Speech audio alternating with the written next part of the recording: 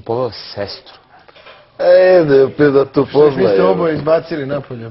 Da tu pozna, brat. Da Kako oboje ti misliš da kao... stanu dve klavijature? Nema šanse, bre.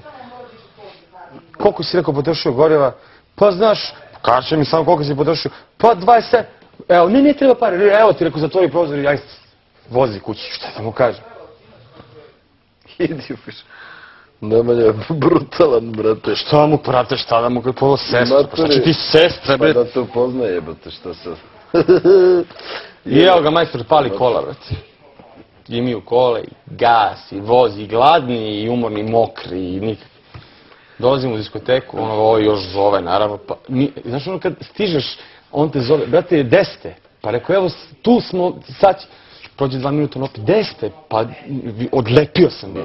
Sve se kažem, jebi se, bre, da mu prekine veđem kući, brate, da se istuširam, vremena vodim legne spa. I kad ste stigli? U 2. Ono 3. 2. U 2 ulazimo u diskoteku ovako. Ja što da se prespučem, mokro, ma kako me slačenje, bre. Ništa. Ovamo, rekao, idi se odmah se, rekao, povezuju tamo, odmah klavijature, ja, peniko, 1, 2, 3, oni, bilo je koma i udri, ludilo je bilo.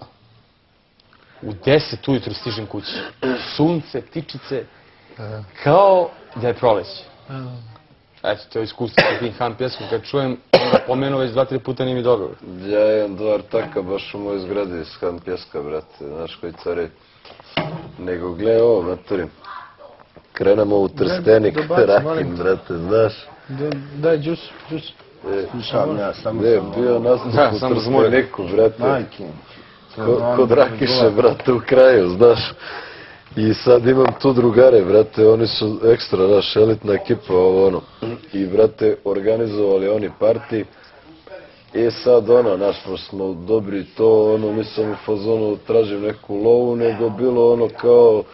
Bilo ono za 2,5 glave da dođem, brate, naš, kao čisto pokriju troškove, da imamo ono nešto za bleju, da mi izbleju, naš. Brate, krećemo, nas opet 5, brate, u GTI-u, taj GTI je, brate, ludilo.